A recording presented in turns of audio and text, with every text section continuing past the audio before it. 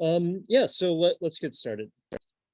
And so the previous time we talked a little bit about encoder-decoder models that encode some input and then they generate some output, where we have the encoder on the top and the decoder on the bottom. And in terms of the model that we looked at to, basically model this encoder-decoder problem, we were using LSTMs or recurrent neural networks. But encoder-decoders are a very wide concept and can be created in a bunch of different ways. One important thing to note here for this encoder-decoder model, if we're using an RNN, is basically what we need to do is we need to encode all of the information about the input into a single vector, and then this single vector is used to generate the entire output here.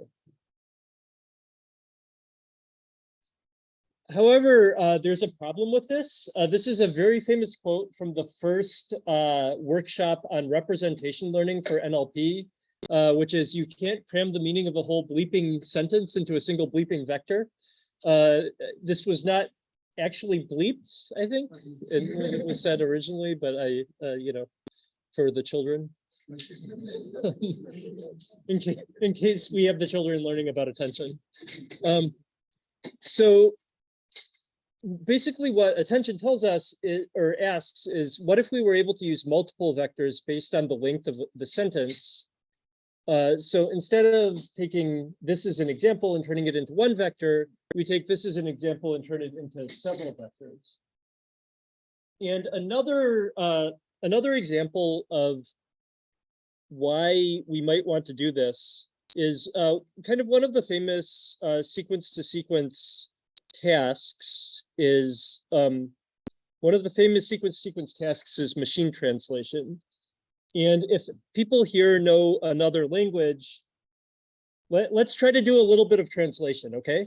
I'm going to read this sentence to you and I want you to translate it in your head to whatever language you know, if you know another language. So freight rail companies and unions representing tens of thousands of workers reached a tentative agreement to avoid what would have been an economically damaging strike, a relief for businesses and consumers, and a win for President Biden, whose administration helped broker the deal. Okay.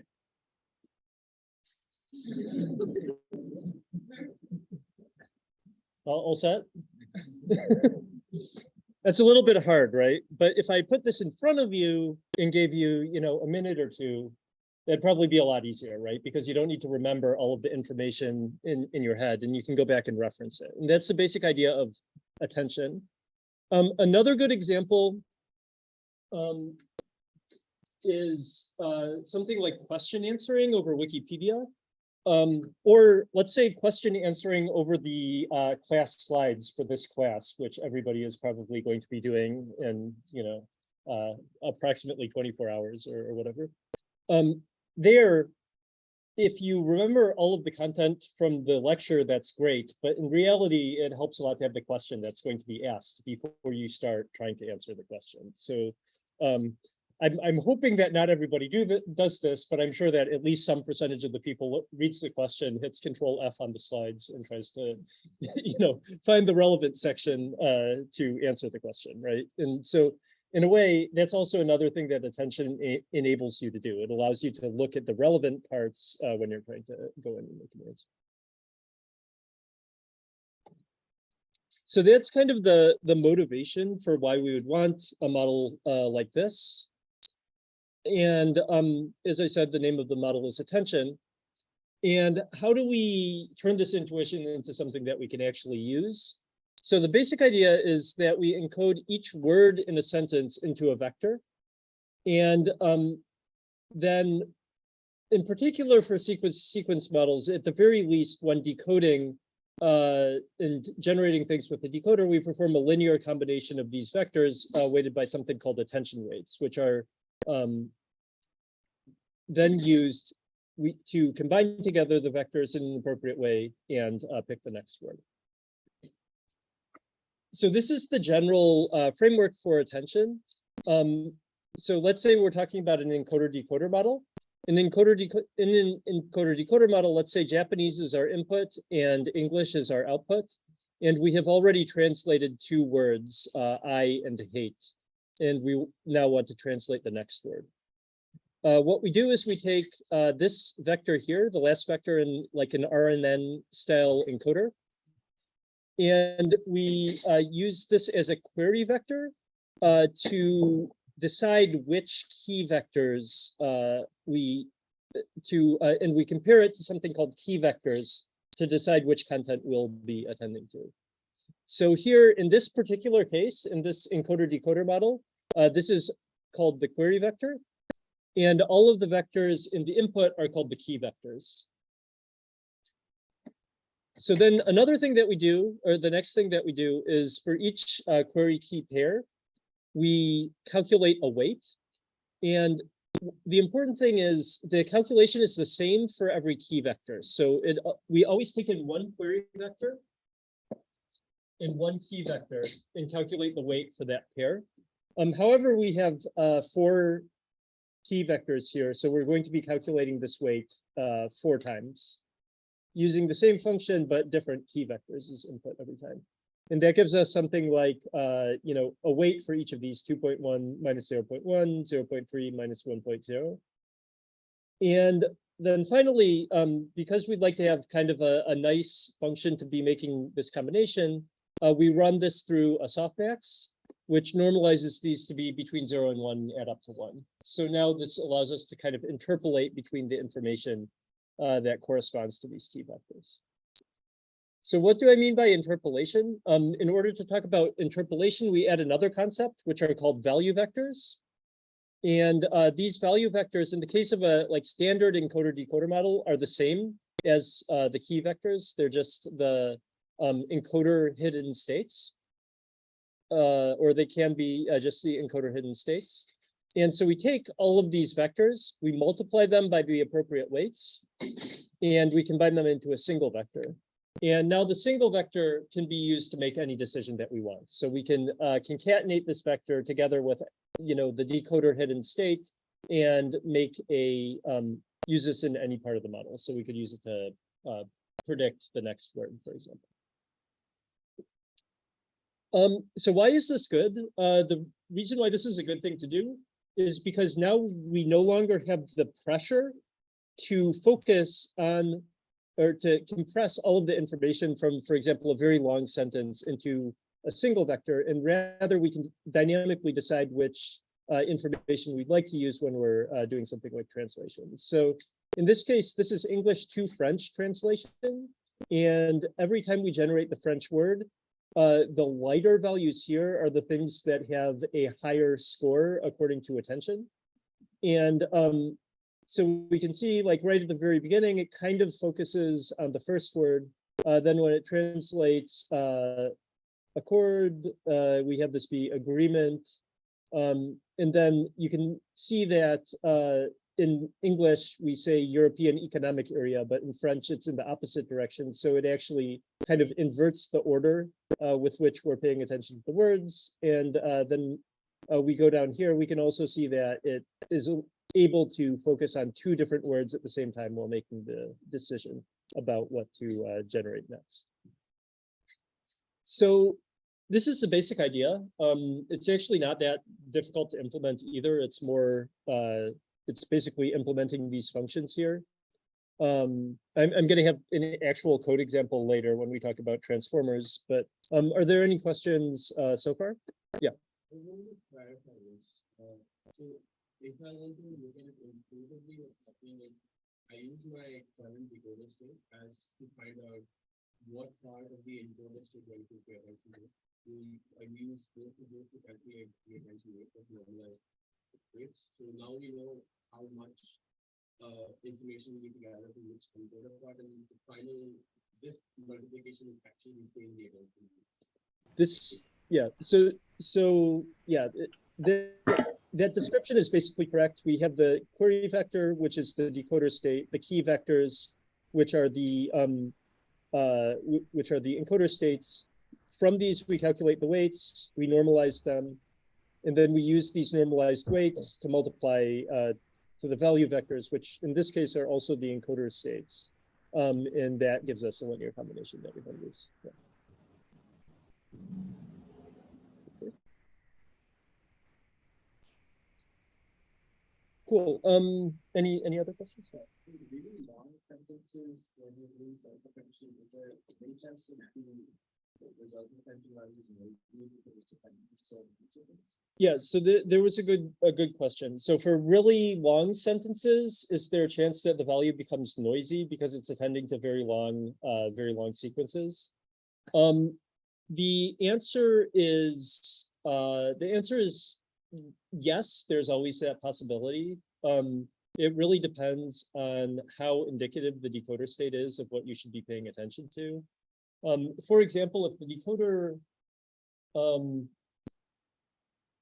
let's give another example of summarization, which is something that actually has really long inputs because we're summarizing, multiple documents or other things like this. Nonetheless, you could have very sharp attention over the appropriate place because in summarization, very often you're more or less copying from the input. And so like your decoder state becomes very, very similar to the encoder states, or like becomes very easy to predict the encoder states from the decoder states. However, let's say we're talking about a task where you're not copying at all, and it's like really vague where the information came from.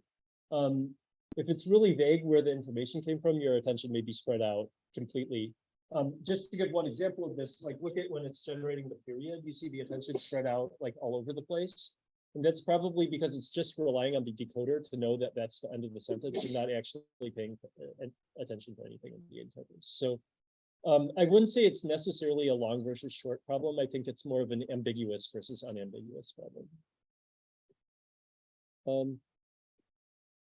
I had another question in Zoom. So there's no learning. So there's no learning in this attention mechanism. It's just computing the query vectors, the key vectors, and the value vectors. That's right that I haven't talked about learning yet. This is just how we calculate attention. However, like everything else that we do, we're calculating the function and then we're using backpropagation to learn the parameters.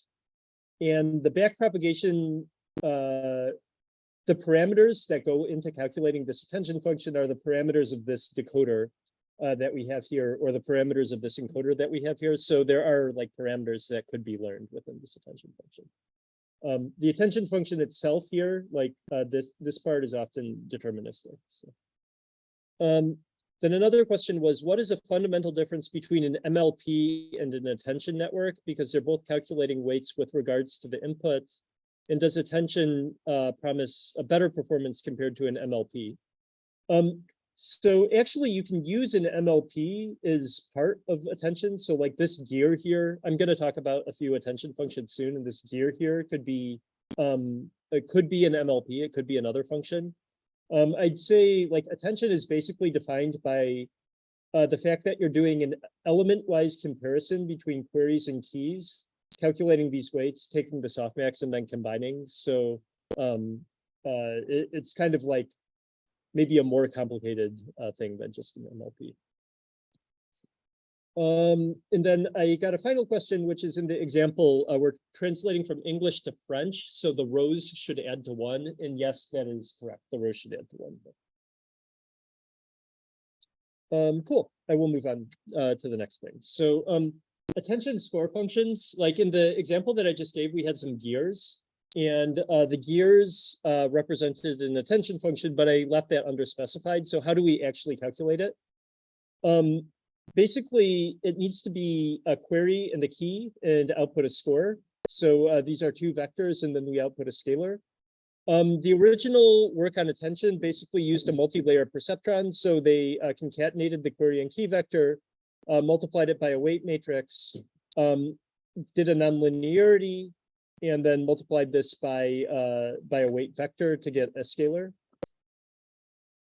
And so this is relatively flexible and often quite good with large data. However, it's kind of complicated and a little bit over parameterized. So another one is bilinear, and basically what bilinear does is it takes the key vector and multiplies it by a weight matrix, and then that is multiplied by the query vector. So you have basically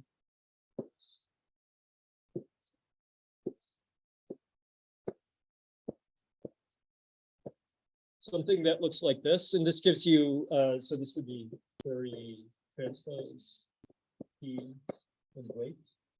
And that gives you a scalar that you can be using.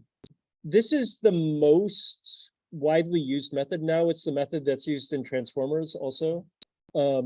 So this is most common. This has one very intuitively nice thing about it, which is if the key vector and the query vector are in exactly the same space, you could take an identity matrix here, and that would basically be matching things that are like identical vectors the most closely. So vectors with the same direction would same direction in the reasonably sized norm would get a high score according to that function. Yeah. So the scalar value is this value here. So then you run it through the softmax and you use that to weight the value of this. Yeah, exactly. So this is there's a repeated application of this function for every key vector. This is just one, yeah. And so then there's other methods that are used. There's a dot product attention. So dot product attention basically removes this thing, or another way you can think about it is it fixes this to the identity matrix and just multiplies between the key and the query vectors, the key vector with the transpose of the query vector. So here, the vectors have to be in the same space. If they're not in the same space, then you can't attend to the relevant information. Well, there's no parameters here, but it the vectors have to be in the same space. Also, the size of the vectors have to be the same. There's also a scaled dot product. So one problem with a dot product is that if you're just assuming random vectors, the scale will get larger as the vectors get larger. So if you just have two random vectors and you take the dot product between the random vectors, the variance of the values that you get from this will increase in the square root of the length. So this is like basic function of statistics, and like it from like the law. You could derive it in the same way you derive like the law of large numbers that says that very large number things are Gaussian. Things with very large numbers are Gaussian. Very large numbers of independent variables, and each thing in this vector is an independent variable. So so basically what this does, the scaled dot product does, is it divides by the square root of the length of the vector. And what this does is this basically allows you to say that no matter what the size of the vector is, the variance between the dot product of the vectors is going to start out being approximately the same.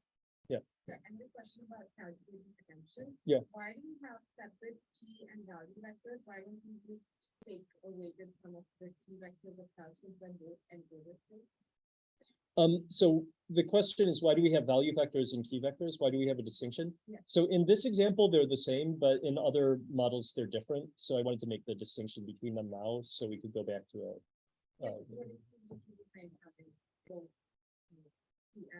Okay, so the intuition behind, what is the intuition behind why we would want both key and value vectors?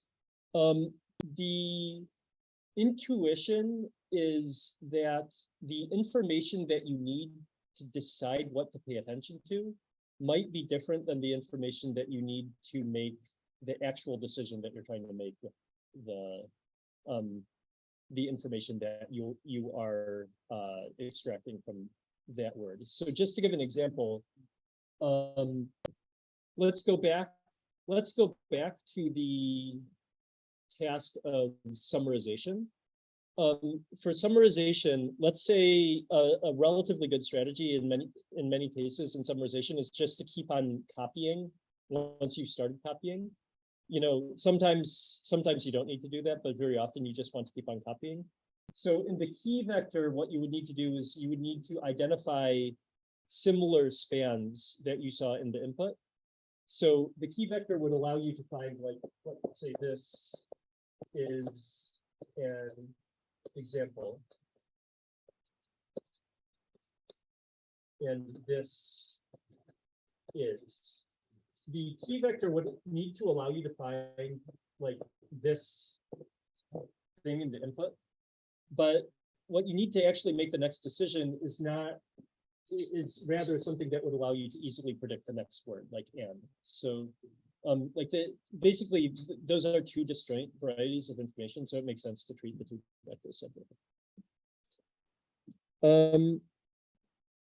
So I had another question about, like, what a good like very short definition of what attention is. So I'd say the kind of like very brief description of attention is something that represents every token, or it has a large set of vectors, and then it decides which vector to focus on using this sort of like weight calculation in normalization. So that's basically what attention is. Had another question, which is there a rescaling or normalization for the MLP in bilinear models on the previous slide that I was talking about here? So that's a really good question. I talked about scaled dot product. Yes, you can scale anything you want. It's just maybe more important to scale things that are like dot product or bilinear than it is to scale something like this, maybe. No, but I guess you might also want to scale the MLP as well. And actually, there's another thing, which is like how you initialize these weight matrices. There's a bunch of strategies for initializing weight matrices, and sometimes the strategies that you use to initialize weight matrices consider this variance as well. But that's kind of getting off track, so I'd be happy to follow that up offline later.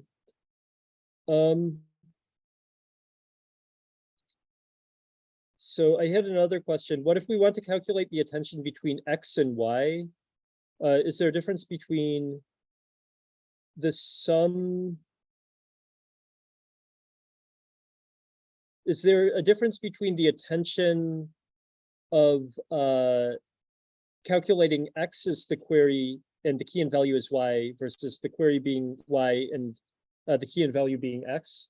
Yes, there's definitely a difference between those two. So just to clarify, like, let's say in this example, English is the input and French is the output. So basically English is the query and French is the key and value. Let's say French was the input and English was the output.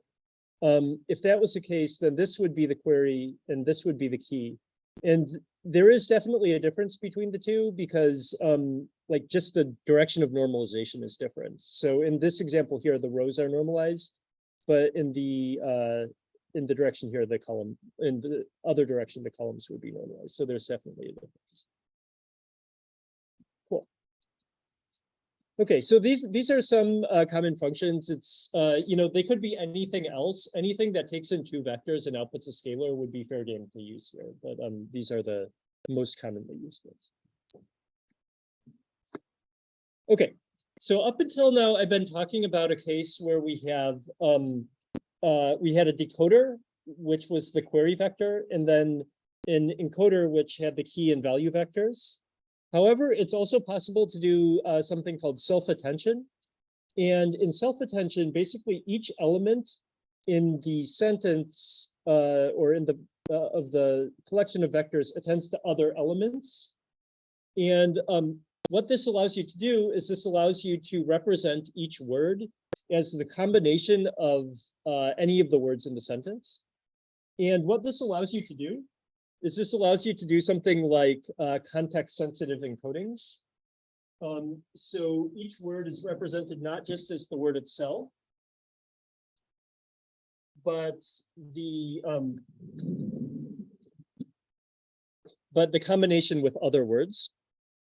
And so this is an example here. And so, for example, we could take the word this, calculate the attention vector over all of the other words in the input, and represent this as a linear combination of all of the value vectors for these words. And we could do the word is, and we could calculate that as the combination of all of the value vectors.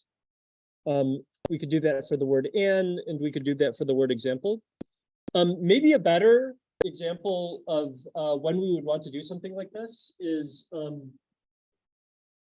I ran a marathon and I ran a company.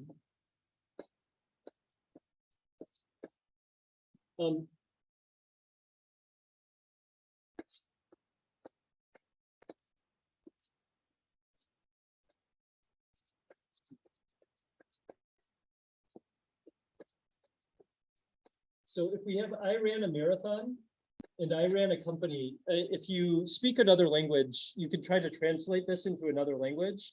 And it's very likely that the word ran is going to be different if it's, especially if it's a like relatively different language. Like in Japanese, the top one would be like hashita and the bottom one would be like unneishita.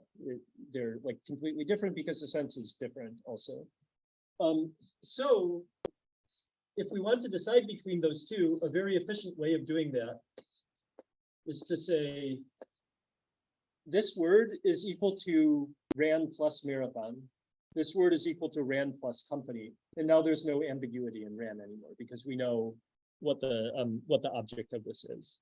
So that's the basic idea behind you know, self-attention. It allows you to do these feature combinations. Yeah. Do we normalize the word embeddings for doing the dot product? Say some word embeddings just have a larger magnitude, higher IQ, we get a higher attention score even though it doesn't really. Yeah. So great question. Do we normalize the embeddings before we do the dot product? And the answer is no, we definitely don't normalize the word embeddings before we do the dot product. And the reason why we don't do that is, like, let's say we had a really long document and we normalized the word embeddings so their norm was all 1. What that would mean would be the highest score you could possibly get would be 1, and the lowest score you could possibly get would be -1.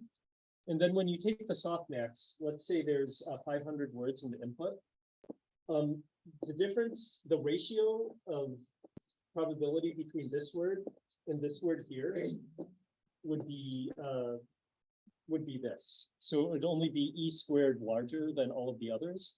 But because you have so many words in your input, basically all of the words, even the very similar words, would wash out any of the probability controls. So if we normalized, we might limit the amount of peakiness the attention distribution could have, but that's actually a really bad idea because it wouldn't allow you to make like a sharp focus on the like content that you actually want to be paying attention. So if there are some embeddings that just have a very high magnitude, so you have risk of them performing the So another very good question. If we had a few embeddings that had a very high magnitude, wouldn't they suck up all the attention and like everything would pay attention to those words? Yes, there is a danger. However, you're learning the model, and if that's a bad idea, the model will learn like not to do that basically. Maybe that is a good idea in some cases. Maybe we're doing entity-based question answering over Wikipedia, and we really want it to be focusing on the entities, so we give them a very high magnitude. So, very good question. So, another question is, how important are the QKV value initializations? Any notable guidelines for them? This is a very good question too about initialization, but I'm going to skip that for a second until I talk about how we calculate self-attention in more detail in the transformer code walkthrough. So self-attention, we talked about self-attention. Another important concept is multi-headed attention. And multi-headed attention, basically what it says is we don't want to only pay attention to we don't only want to have one softmax that tells us which words to pay attention to. Rather, we want to have the opportunity to pay attention to different words with respect to different aspects of the input vectors. And the basic idea is to have multiple attention heads that focus on different parts of the sentence. So basically, it means we're calculating attention multiple times at each time step. So before I go into the more standard version of multi-head attention, I'd like to talk about a kind of special version of multi-head attention to give a better intuition about why we might want to do this. So this is an example from a summarization paper, and the summarization paper basically had two attention heads. It had one attention head to learn the representations of, that are used to make the next decision. So it's kind of like the standard thing that I was talking about here. And then it had another attention head, the pink attention head at the bottom, which allowed the model to copy from the input, like directly. So if the model decided I want to copy, like it had another classifier that decided whether to copy or not, it would basically copy the word with the highest attention according to this pink head.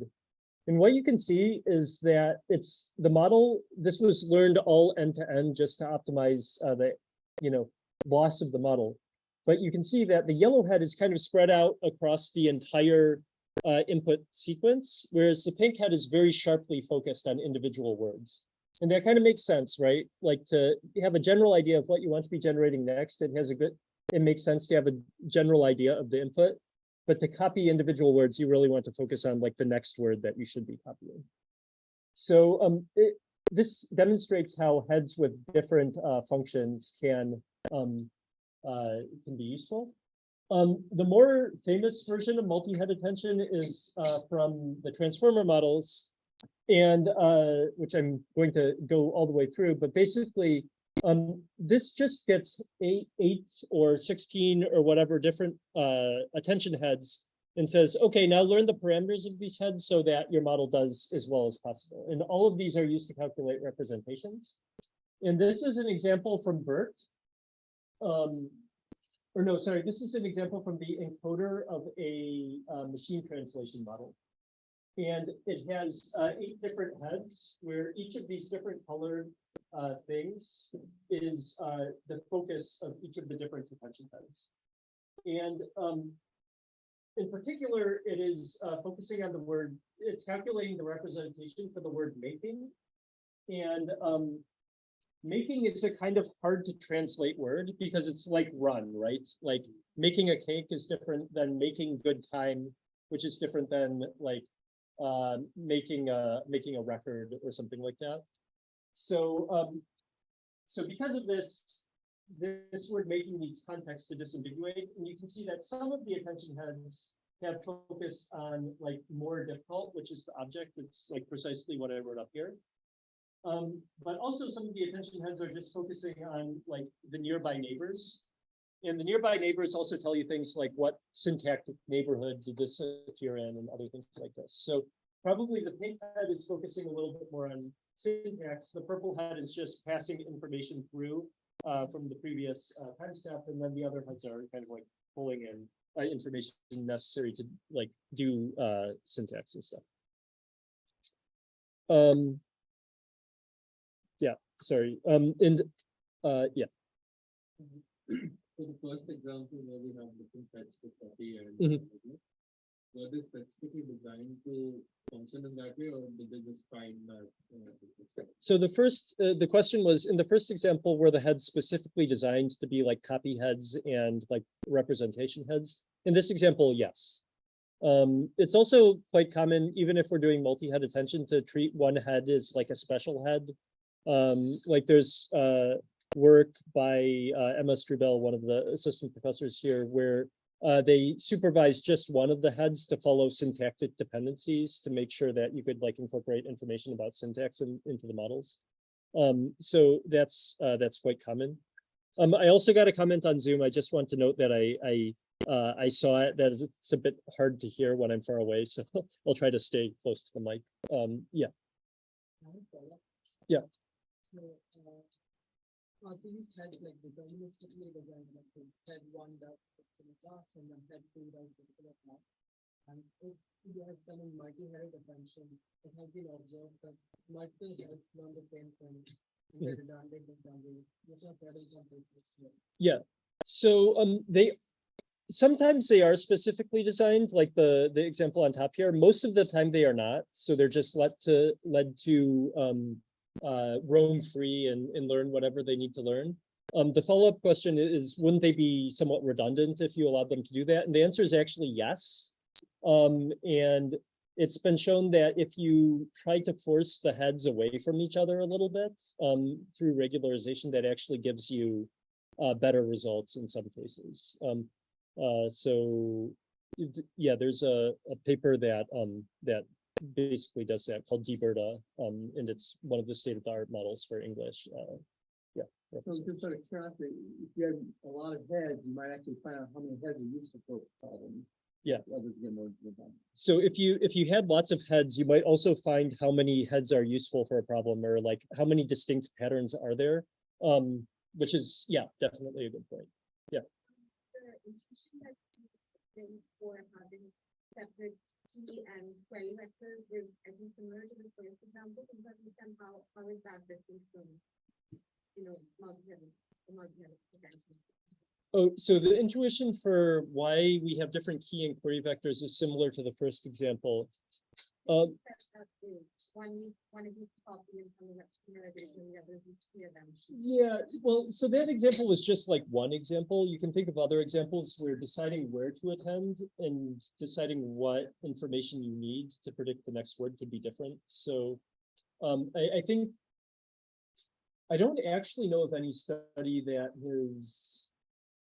I'm not saying it doesn't exist. I don't know of any study that has looked at this in detail, but my impression is that the key vectors will be more like anchored in allowing you to match similar content between your context and between the context and the keys, between the queries and the keys. So the query and key will be more similar. And then the value vectors will be more like, what is the information necessary to solve the task you're trying to solve? Like, what is the information necessary to predict the next word? And so in order to predict the next word, you actually don't need the identity of the current word that much. There's a really nice paper that actually demonstrates this.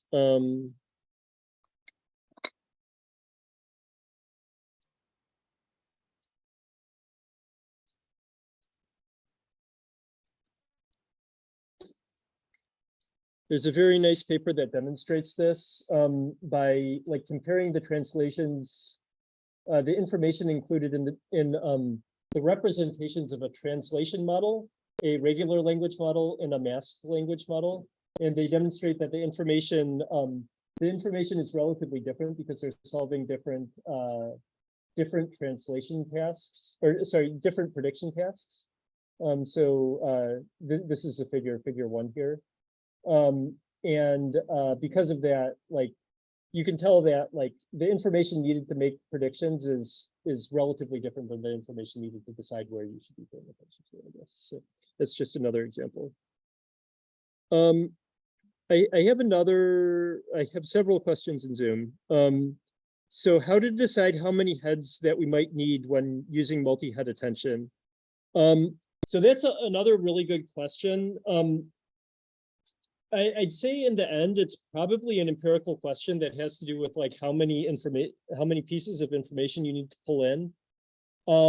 My impression of what people actually do is they're probably not paying attention to that closely, and rather they tend to keep the attention heads to be approximately similar size, because if you're using 8 attention heads, actually, I didn't mention this explicitly. If you're using 8 attention heads, the way you calculate them is you partition each of the vectors. So you take the first 1/8 of the vector, the second 1/8 of the vector, the third 1/8 of the vector, and use it to calculate like the key query values and stuff like that. And my impression is that, you tend to divide by 8 or 16 or whatever else, and that 8 or 16 depends on how large your hidden state is in the first place. And so if you have a larger hidden state, you tend to pick like a larger value for the number of heads. Yeah. On that, if you guys don't want to assumption that this 1/8 of my embedding has to do with the first 1/8 of our embedding, and there is no cross information between them. So, how would you possibly try to deal with the fact that the information that the first one needs to do its job well is likely the information that gets more into it? Yeah, so very, very good question. And the question was, because we're making this independence assumption when we calculate the heads independently, isn't that a problem? Because that would mean that they aren't able to interact in the information they use.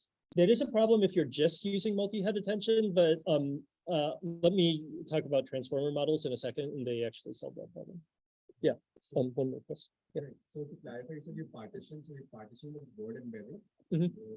Okay, so Yeah, so like if you have a hidden state, normally, so let's say this is the hidden state in your query vector. So let's say this is your query vector, and this is your key vector.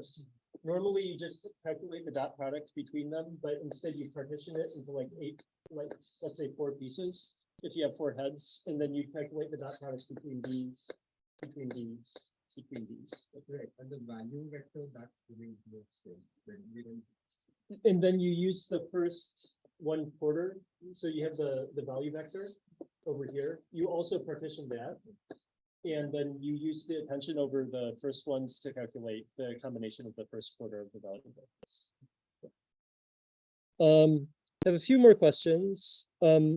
How do we guarantee that different heads learn different attentions when they go through the same backprop process? Actually, this relates to the previous question. There's no guarantee that that happens. They might actually learn very similar things. To make the attention head focus on a particular part of the sentence, we need to adjust the key vector to have more weight for that word. Is that understanding correct? Very good question. I'm going to talk about supervised attention later, so I'll get to that later. And then there's another question about the relationship between multi-head attention and having many kernels for CNNs, where you learn different features. Is that true? It kind of yes, kind of no. I would say that maybe actually I'd say that almost each element in the vector is like a single kernel for a CNN. But yeah, there are some parallels, but it's not a direct like one-to-one parallel. Very good question. Yeah.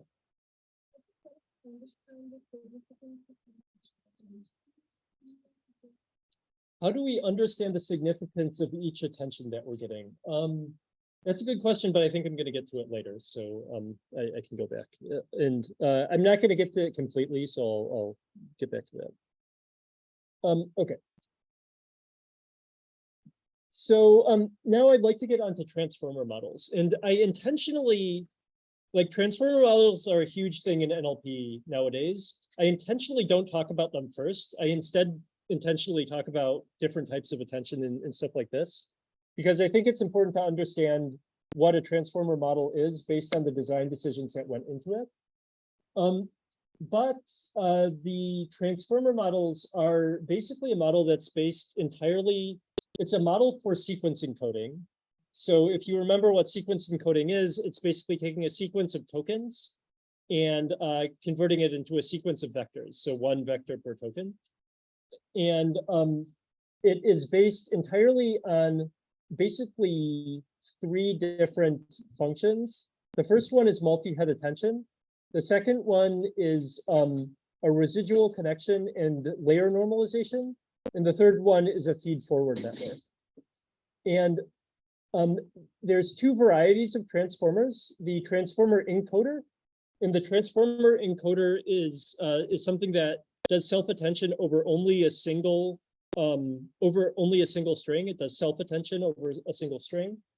And the encoder decoder basically calculates like a decoder. It calculates from left to right, and it also references another thing. So the transformer encoder is very good for encoding sequences bidirectionally.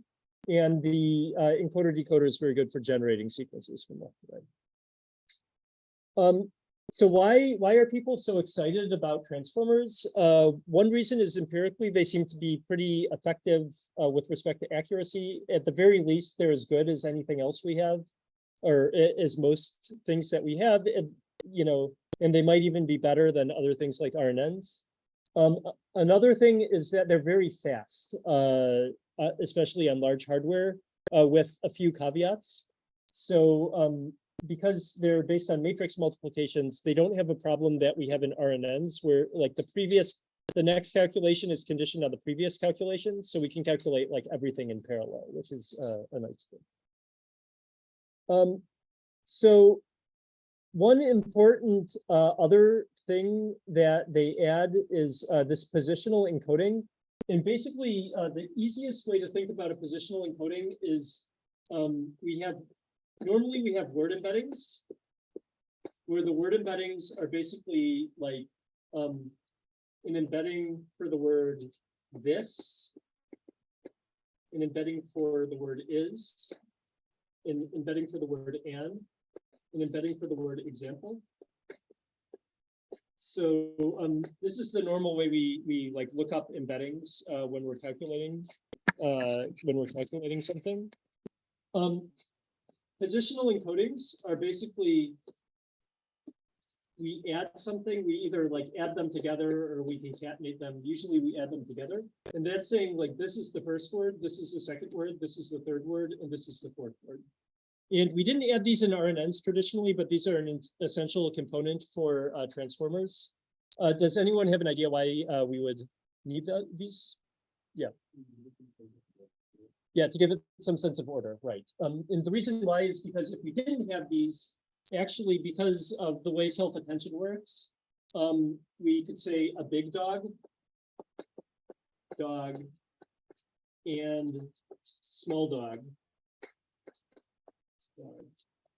And there'd be no way to tell apart this dog and this dog, because we're just doing element-wise comparisons and there's no information about order there. So if you're using transformer models, you basically need to, especially transformer encoders, you need to add these positional encodings. There's a few different ways you can do this. You can learn them or you can use deterministic ones, but most of the time now people learn them. Okay. So I'd like to go through all the tricks that the transformer models use. One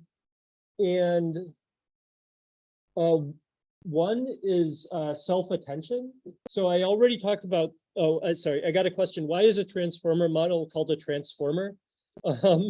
That's actually a very good question. I think it's because they wanted a catchy name so people would remember it. So that's the biggest motivation. I mean, it does transform vectors into other vectors. So I think that's kind of the motivation. But, yeah. So on the previous slide, the input embeddings, so if I remember correctly, BERT is a different set of embeddings. So how are those embeddings computed or calculated? Like how are they generated? BERT has a different set of embeddings. It's not like BERT or something. Oh, okay. So the question is basically like, for example, BERT, how does BERT learn these word embeddings? Through backpropagation. So they initialize them randomly, and then as they're training BERT using the BERT objective, the master language modeling objective, they just learn the embeddings together with the rest of them. Yeah. Is it because it looks like an actual transformer? I think the answer is no, but if you meet the authors, you can ask them. Yeah. Okay. Yeah. Question. Why you're just linearly adding how is it met embedding? So very good question. Is there an intuition behind why we are just adding the embeddings together? There's two options here of how we could handle embeddings. One is that we could add them together, and one is that we could like concatenate them into one big vector, right? And this is actually more expressive than the other, and the reason why is because we're going to be multiplying it by a weight matrix after we add it in. And if we just duplicated the same weight matrix for this concatenated value here, we could get exactly the same result out. But if we remove the restriction that the weight matrix needs to be duplicated, then we could do anything we want. So this is, concatenation is more expressive. So given that concatenation is more expressive, why do we add? Like, does anyone have any ideas? Yeah, compute cost is one idea, also fewer parameters. So, and then because we're learning both of these vectors, they could learn to be nice to each other. So like, if we wanted to reproduce something like concatenation, this vector could just learn only the bottom. This vector could learn only the top, and that would be the same as concatenating two vectors that are half the size. So you can kind of view this as like, this is more expressive, but this is good enough, and less compute, less parameters. I had a question in the architecture diagram here. Is the output of the box on the left side the output embedding? No, it is not. So that's a good question. So here we have the input embedding and we have the output embedding. The input embedding and the output embedding, for example, in English to French translation, the input embeddings would be this. Or let me do Japanese because I don't know French. This is good. So the input embeddings would be the embeddings for these three words. The output embeddings would be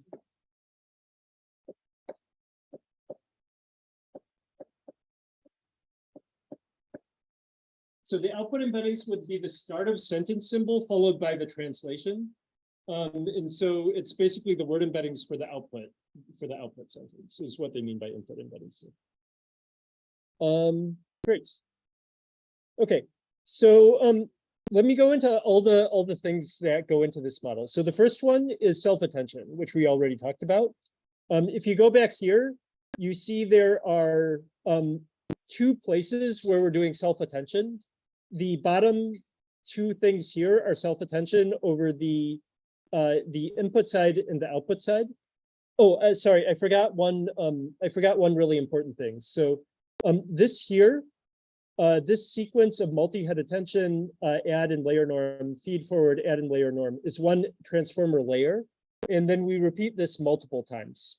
That's what the NX stands for. And like normally that's like 6 times, 8 times, 12 times or something like that. So we're repeating this process over and over again within the encoder.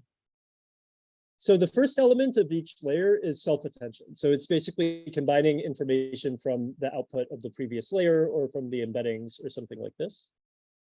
The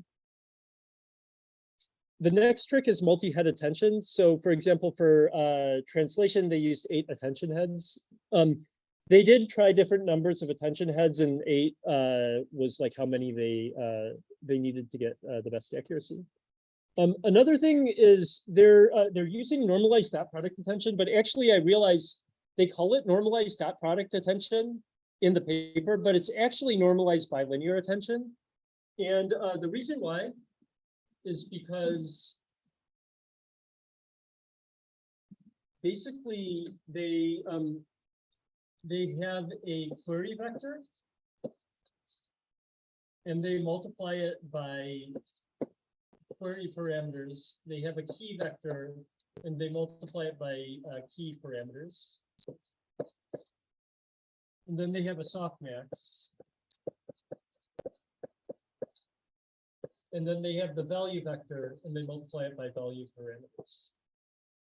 So this is the main equation of the transformer, which I realize I should definitely have on my slides. But the so what they're doing is oh yeah, sorry, and I forgot the normalization. So they're normalizing by square root of the size of and so the you can see that they call it dot product, but they're actually multiplying by matrices, so it's actually bilinear attention if you use the same terminology as the previous papers. And they also have positional encodings, which I talked about before. So that's the basic architecture, and that's what most people think about when they think about the transformer.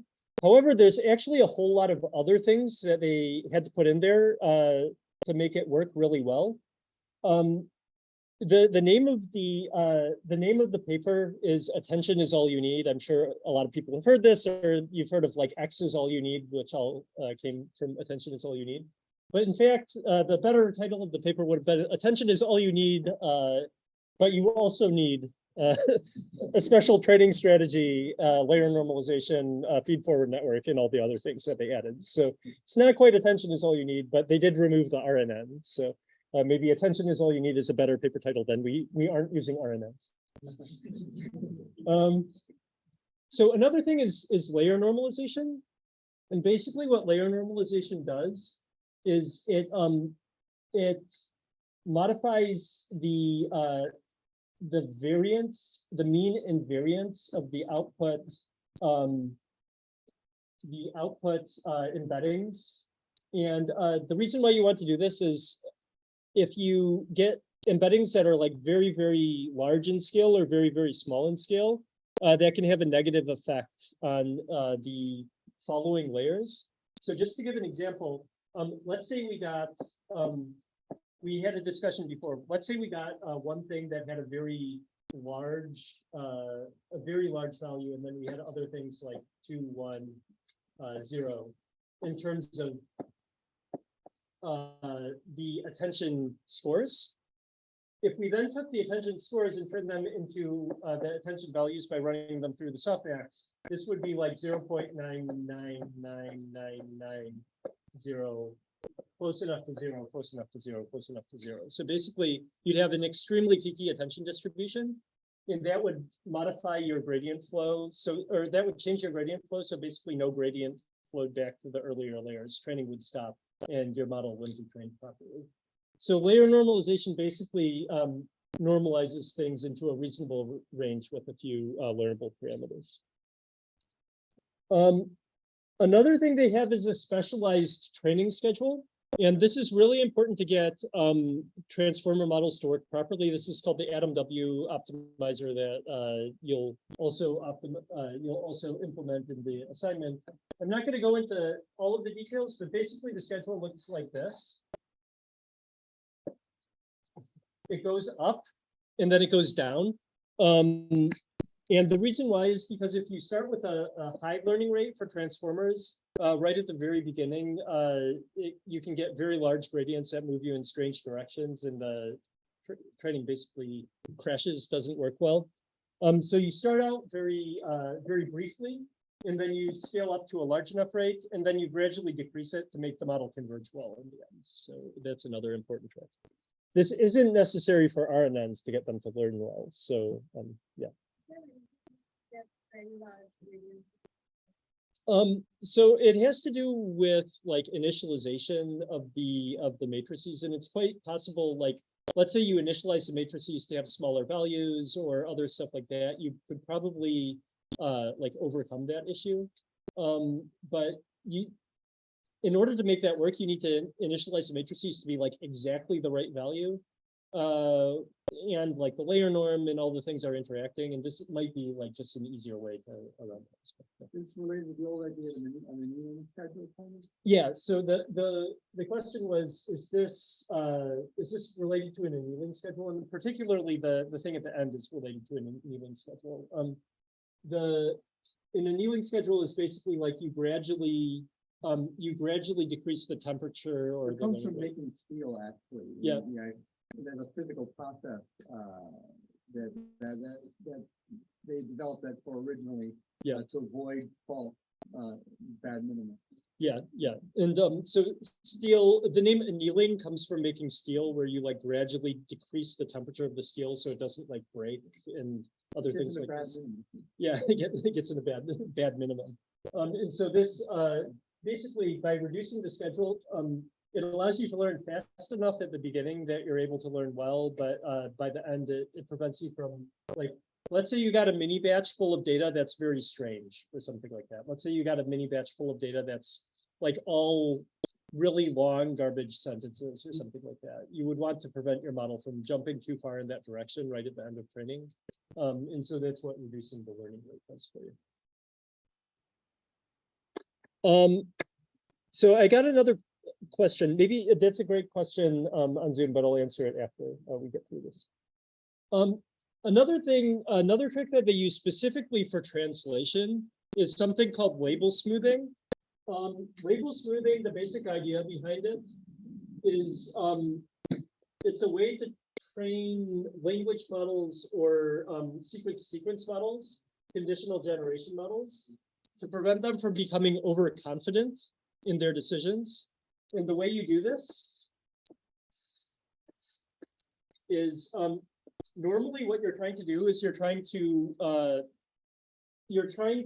get your probability distribution to look like this, this like one hot distribution. So let's say the next word is example. You're trying to match this distribution by minimizing the log likelihood of your model. What label smoothing does is it adds a tiny amount of noise, or not necessarily noise, but smoothing. So it gives a little bit of probability to all the other things here. So I'm writing 0.01. And it decreases the probability of the target by a little bit. So this would be like 0.94. So you're still giving most of the probability to the correct answer, but you're redistributing some of the probability to the other places. And this is one of the like consistently effective tricks that you can use when training conditional generation models. It shouldn't work this well, given that there's like very little like theoretical justification about why you would do this, but it works really well.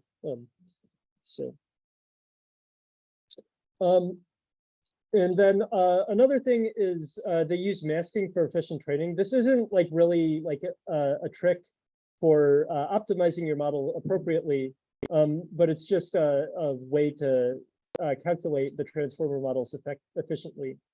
And basically what you do is you create a mask so that when you're calculating the likelihood of this word, you're only focusing on the previous words here. When you're calculating the likelihood of this word, you can focus on all of the previous words.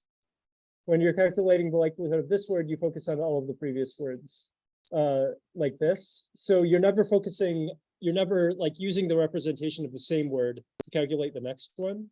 But by forming basically this mask as a tensor, you can use like efficient tensor operations on the GPU and calculate the probability of all of the words in the output before you like all of them at the same time. Calculate the representations of all of the words in the output at the same time instead of waiting until you calculate the representation of the previous word. So this is one major advantage that transformers have with respect to training speed over something like an RNN, where you need to calculate things in sequence. So yeah, this is what goes into transformer models. And I had a question. How do you develop intuition for knowing whether your creative architecture idea needs these tricks or whether these tricks are useless? This is a really, really good question. And I think the answer is do lots of experiments is the best answer. However, there are some tricks. I'm going to have a very extensive discussion, almost a whole class on debugging when your models are not working well.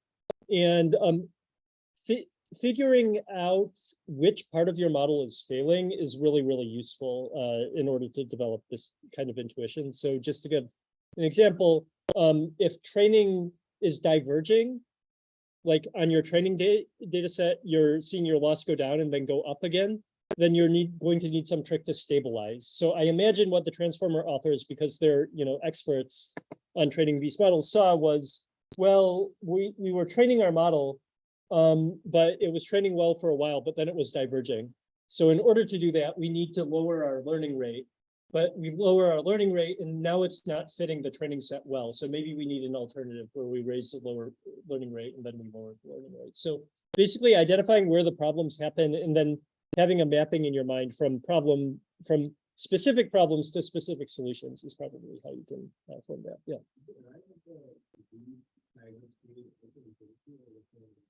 So the root size of K, I haven't actually asked the authors, but my guess is that this is based on how the variance increases by the square root of K, according to when you add independent random variables to them. So, yeah. Okay, great. So I'm gonna just go through this briefly, but I very highly recommend it to, I basically recommend everybody in the class to look through this if you haven't looked through it already. This is the Annotated Transformer. Oh, and there's a new version, so I need to update the link. Last time I clicked on this link, it was like, somebody please make me a new version. And somebody made the new version, so now there's a new version. Okay, so the Annotated Transformer, basically what this is this is a walk through the Attention is All You Need paper, where each thing they mention in the Attention is All You Need paper is also reflected in code. And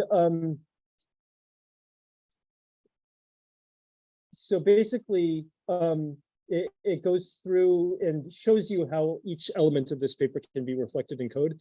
This is good for two reasons. It's good because it demonstrates how the transformer works, and the transformer is a really important architecture.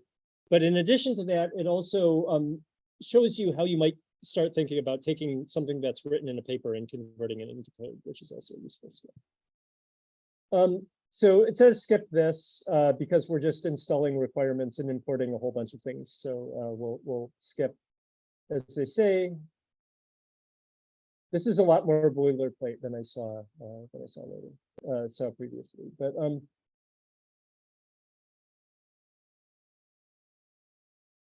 so we could skip to the model architecture part. And basically what this says is most competitive neural sequence transduction models have encoder-decoder structure, encoding the input and calculating a sequence of continuous representations. And so basically what they do is they say, okay, we're going to define this class encoder-decoder, and it has two functions. One function is to encode the input using a source, and this other function is to decode the input using a target. And then they have an encode function that calls a separate like encoder, and the decode function that calls a separate decoder here. And you can see this is embedding the source and embedding the target. And so basically what it's doing is it has the encoder, it has the decoder, and it has like embedding functionality here. And so this is like laying out the general model structure, which is a good thing to be doing regardless of the model you're implementing. Then another feature of the transformer is that you do the same thing over and over again. And so they're showing you how to do the same thing over and over again. Basically, it clones a layer n times, and that's also important for implementing this here. Our encoder now includes a stack of n layers. So basically, it's taking in a layer and it's floating it n times. And we also have a layer norm layer that does the normalization as well. When we do forward, basically we do a for loop through the layers and apply all of them in sequence. There's a residual connection around the layers, so we make sure that we have our layer norm and we have a residual connection, and this is implementing layer norm here. I'm not going to go into details, but you can see it's basically multiplying. It's normalizing the standard deviation and subtracting the mean here. There's a few extra things here, but given the time, I want to focus more on so this is the mask that I talked about before. I want to focus more on the attention implementation. So here the attention takes in a query, a key, and a value. Notably here, when they're talking about the query, the key, and the value, basically that's W2 times 2. So this is the like after you've multiplied in the matrix here. And so they have the attention function, and basically you can see it's doing a matrix multiplication over the transposed vector divided by the square root, which you can see here. You calculate a softmax, which is right over here, and then you multiply it by the value matrix here. So you can basically see that it's more or less, implementing the equations that we have. Then they have multi-head attention over multiple layers. Multi-head attention. And this is a little bit tricky to understand exactly what they're doing here, but basically what you can see is they're calculating the dimension after you divide by the number of heads, which is this H thing here. And then they're doing some tricky resizing in order to calculate all of this efficiently using matrix operations. I'm not going to walk through all the details, but maybe we could have like a TA walk through the details for people who didn't understand.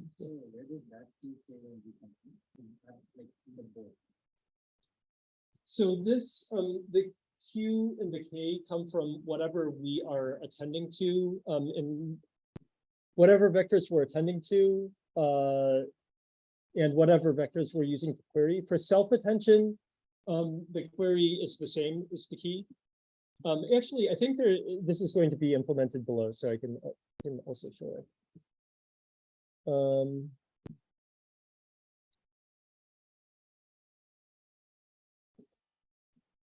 Yeah, actually, maybe I won't. So basically, for self-attention, the query and the key are the same. For cross-attention, which actually I didn't cover a whole lot, that's used in the decoder, and that's the standard attention from the inputs to the outputs.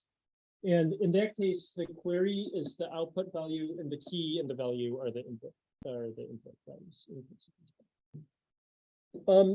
This is going a lot into the positional encodings. I didn't actually cover these because I don't think they're super important, but there's some tricky initialization of the positional encodings that's used in the original transformer papers, so you can take a look at that if that's interesting.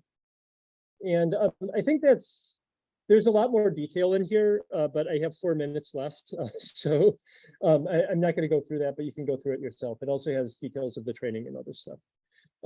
So the good news is if you understand all the stuff in here, it should be relatively easy to handle assignment 1 as well, because a lot of it is, very heavily based on the information that we have as well.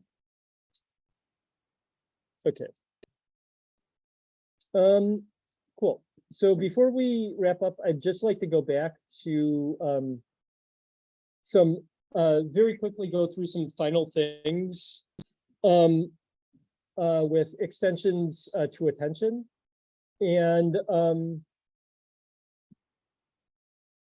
so I covered kind of the very basics that are used very widely in the transformer models, but there's lots of other things you can do with attention.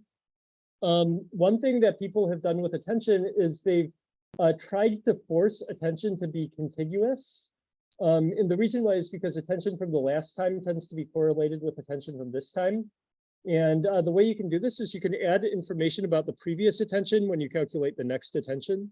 One problem with this is this makes the training of attention less efficient. You can't do it all in one pass. So this isn't used super widely now, but it's a good idea to have an idea that this exists. And there's other variants to try to make attention focus on like contiguous strengths and things like this as well. Another thing is hard attention. And what hard attention does is instead of doing soft interpolation between the outputs, it makes a 0-1 decision about where to attend. This is harder to train because in many cases you need to use methods such as reinforcement learning, because if you set everything to 0 and 1, you lose the gradients. You don't have any more gradients that flow back through the network. There's a couple reasons why people have done this. The reason why people have done this from the very beginning was because it was used as an interpretability tool, because it can generate highlights. The model is only paying attention to this part of the input. This started out in 2016, but this is still a relatively popular method for like self-interpretable models that learn to focus on only parts of the sentence. Another reason why people might want to use this is because this allows you to greatly reduce the computation that you are performing. So like, for example, let's say you're taking a long set of documents of like 1 million tokens, and then you do hard attention to only 500 of them. You could delete all of the other tokens and then do more complicated processing on the remaining 500 tokens. And this is used in some recent models as well. Another thing is monotonic attention. Monotonic attention is useful in tasks where we know the input and output are both in the same order. So what's a good stereotypical task like this? Any ideas?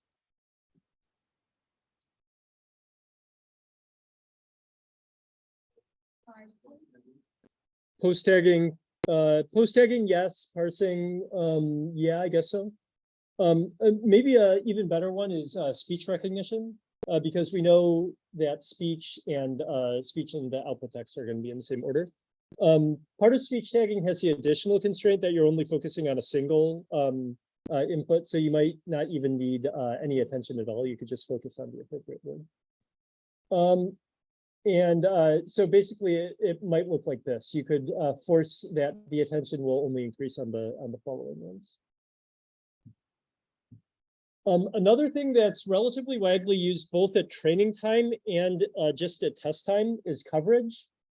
And one problem is that neural models, particularly poorly trained neural models, tend to drop or repeat content. So they'll either not output content that you want them to output or do the same output several times. And one way to fix this is to model how many times the words have been covered. So for example, people have imposed a penalty if attention is not approximately 1 over each word, or adding embeddings that indicate coverage. Another thing that was done in the original like Google Translate neural machine translation paper was at decoding time, they penalized words that were attended to many times from being attended to again. Another thing that people have done is bidirectional training. So basically, what you do is you calculate attention in both directions and you try to regularize the attention in both directions to be similar. And there's a tricky way you can do this with the trace of the two matrices multiplied together.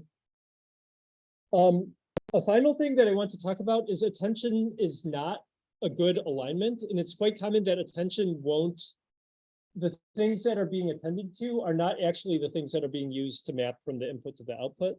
This is especially true in multi-head attention.